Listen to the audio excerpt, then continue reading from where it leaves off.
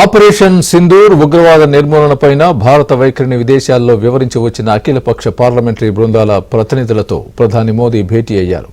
ఢిల్లీలోని ప్రధాని నివాసంలో నిర్వహించిన సమావేశానికి ఎంపీలు పాల్గొన్నారు. ఈ సందర్భంగా ప్రతినిధులు తమ పర్యటన విశేషాలను ప్రధానికి వివరించారు.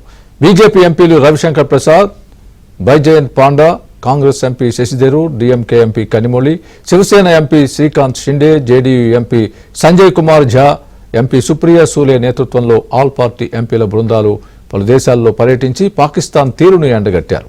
ఉగ్రవాదానికి వ్యతిరేకంగా భారత్ చేస్తున్న పోరాటం గురించి మన దేశ వైఖరిని తెలియజేయడంలో వారి ప్రయత్నాలను మోదీ ప్రశంసించారు. ఢిల్లీలోని ప్రధాని నివాసంలో నిర్వహించిన సమావేశానికి ఎంపీలు పాల్గొన్నారు.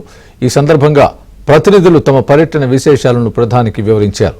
బీజేపీ ఎంపీలు Ravi Shankar Prasad, Baijayant Panda, Congress MP Shashi Tharoor, DMK MP Kanimozhi, Shiv Sena MP Shrikant Shinde, JDU MP Sanjay Kumar Jha, MP Supriya Sule నేతృత్వంలో ఆల్ పార్టీ ఎంపీల బృందాలు పలు దేశాల్లో పర్యటించి పాకిస్తాన్ తీరును ఎండగట్టారు.